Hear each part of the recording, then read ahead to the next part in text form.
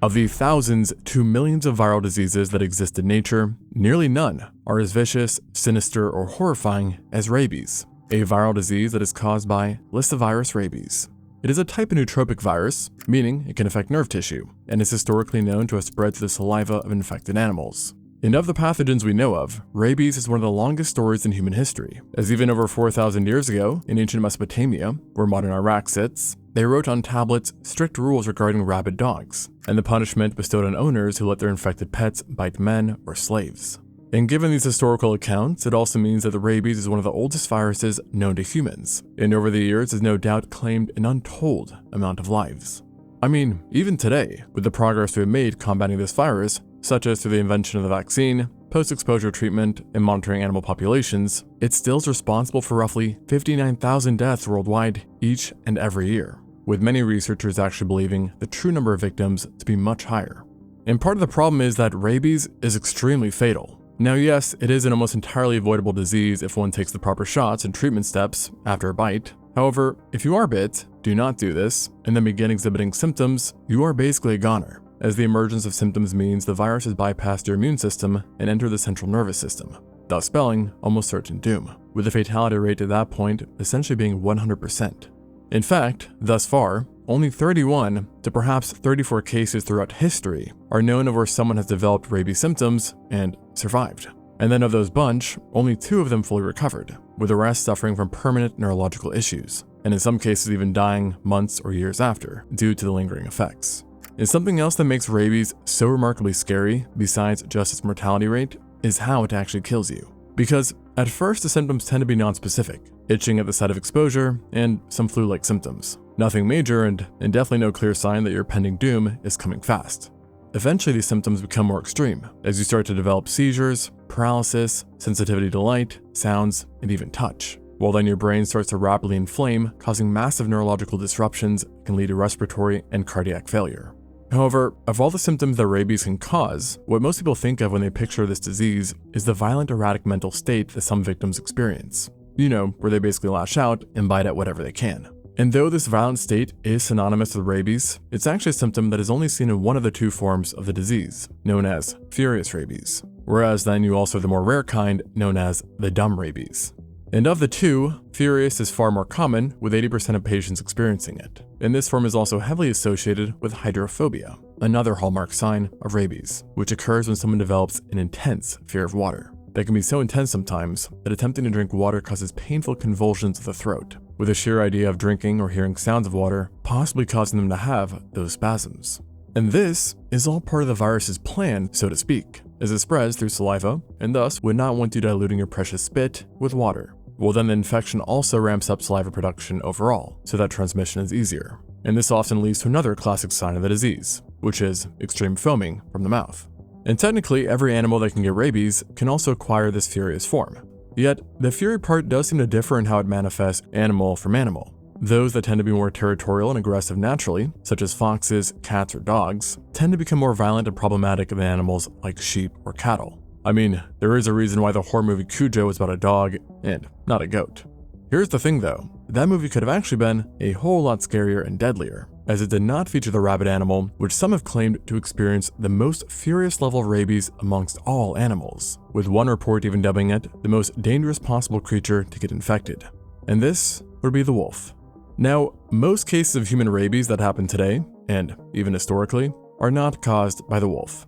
Yet, if we look at what animals causes the most infections per capita, then it's a different story, as the average rabid wolf causes far more mayhem than what multiple rabid dogs or bats could cause, for example. Not to mention that one rabid wolf is also deadlier in general, with one meta-analysis of various animals finding that the bite of a rabid wolf was roughly 15 times deadlier than the bite of a rabid dog. Thankfully though, these canines are not the primary reservoirs for rabies. But when that rare infection occurs, boy oh boy is it a scary story. And rabid wolves are often touted as being a whole different ballgame as far as how they operate whilst infected, with them being almost demon-like. Some of this has to do with how capable these guys are just overall, as they are apex predators after all, being both larger than dogs and possessing far greater stamina. Additionally, the bones of wolves are more robust and denser, allowing them to tackle large animals, while then their bites have been recorded to measure 1,200 pounds per square inch in force. which, to put that into perspective, is over 5 times the strength of a pit bull's bite. And so when you combine all of this with their pretty territorial behavior and remarkable senses, you basically get a mobile disaster that only brings death, destruction, and mayhem. And sadly, we know all too well that this is reality, as there are multiple historical accounts that support the notion that a single rabid wolf can kill many. And something that makes them unique during the furious stage compared to other animals is that they will often travel huge distances, with some rabid wolves reportedly running up to 30 miles or 48 kilometers in a day. Meaning in a sense that you have a better chance of getting away from lightning that has a striking distance of 10 miles than a rabid wolf. What's more is that, unlike some animals that tend to only bite 1 or 2 people, wolves will commonly find as many victims as they can. And this will sometimes involve them going into one single village, attacking dozens of humans and livestock, and then dipping to another village and do the same thing. And then rinse and repeat a few more times at that, leading to rabid wolves killing far more animals on average. Furthermore, what's a bit more sinister about rabies in wolves is the extreme variability in how violent each individual attack is. For example, a wolf may rush into an area, bite the hand of a few people, then leave them alone to presumably get rabies down the road, while then the next people it attacks, it might fully kill and proceed to rip apart, in some cases even disemboweling them or removing limbs. And it can turn this dial of intensity, so to speak, up quite fast, as wolves can administer numerous bites in a short amount of time, with one attack in 1823 reporting that a man was bit in over 80 places in just a couple of minutes. And as of now, no one is sure why one victim may get a mild bite, while then another is shredded to literal pieces. However, what does seem to be the case regardless is that the rabid wolf won't even bother to eat its kill, it just simply moves on to its next target.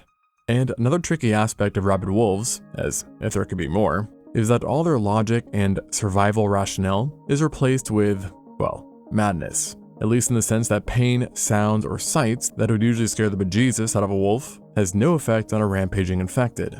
And this is demonstrated by one attack that occurred in the early 1900s when a family in rural Montana reported being attacked by a rabid wolf that first attacked the father and refused to let go even after having been struck repeatedly by an axe.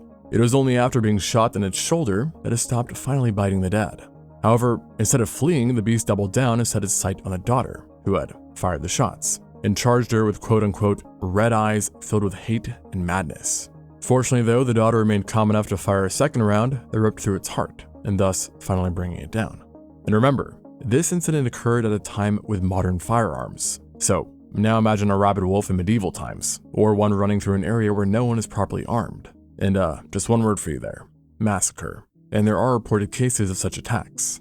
Even in the late 1970s, stuff like this was still occurring, with one report coming from the Aurangabad district of India, where on February 3rd, 1973, a rabid wolf was reported attacking several villages across the region. And during this day, the attack started at 5 in the morning and lasted for 12 hours, which is not necessarily a whole lot of time, and yet the wolf managed to attack 6 separate villages over a distance of 23 kilometers, mauling 12 people, 3 large bulls, a dog, and a couple of pigs. And 3 of the people attacked suffered major bites to the head, and despite getting rabies treatment afterwards, they still ended up all dying. And this abysmal result, despite having post-exposure prophylaxis, likely has to do with those devastating bites that the wolves are capable of, which allowed the virus to penetrate far deeper into the victim's flesh than the bites of other animals, and thus speeding up the infection. And as one account nicely summed it up, quote, wolves are far more furious and more ferocious, primarily attacking the head, face, neck, and uncovered parts. The attack is frenzied and vicious, with numerous deep and extensive bites. Wolves will shred tissues, sometimes go through, to, and break bones, and cause considerable damage, impregnating the many wounds with its virulent saliva. Meanwhile, all the animals victim to this large-scale attack died as well, either from their injuries outright or from rabies, with even an additional dog succumbing to rabies after eating the remains of one of the slain pigs.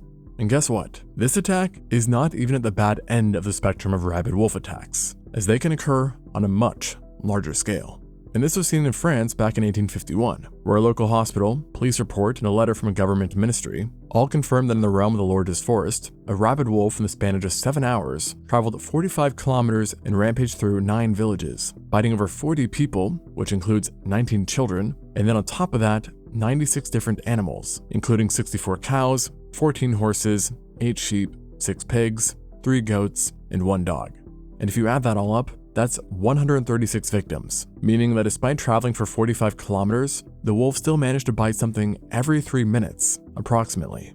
And over the coming many months, dozens perished as rabies took hold, while many of the animals died as well. But one thing to note here is that not everyone bit actually died, despite this taking place prior to rabies treatment being invented. And this does highlight how there's a bit of luck involved with rabies, as not all attacked will become infected, with those chances coming down to how much of the virus was actually delivered.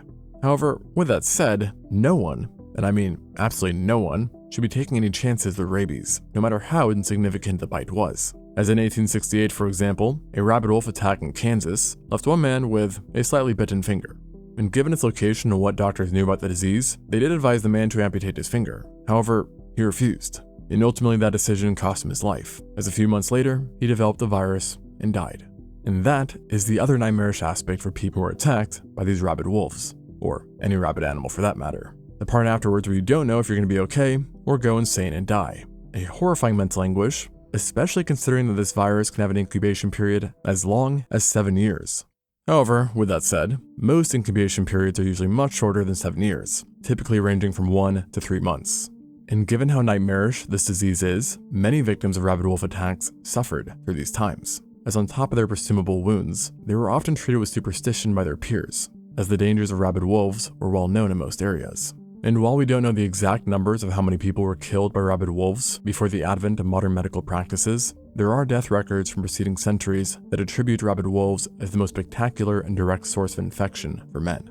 Thankfully, even though rabid wolves are still a thing once in a blue moon, the overall incident rate of humans being attacked or killed by them has fallen dramatically. And that's because not only have we figured out a pretty good way to treat people after attacks, but also because many countries have adopted stricter rules and guidelines on monitoring wild populations, leading to some actually now being considered rabies-free, including those that were once ravaged by the disease extensively, like France, where once upon a time, bell tolls were even associated with rabid wolves, as they were typically rung to alert villagers of danger. And even in most places where rabies is still present, the danger of rabid wolves has decreased dramatically. Now, with this said, the danger is still present in enough levels where I personally would still be running to the next country if I saw a wolf with any visible hint of anger. And to be honest, I'd probably start running if I saw a wolf, period. Thanks for watching, and until next time.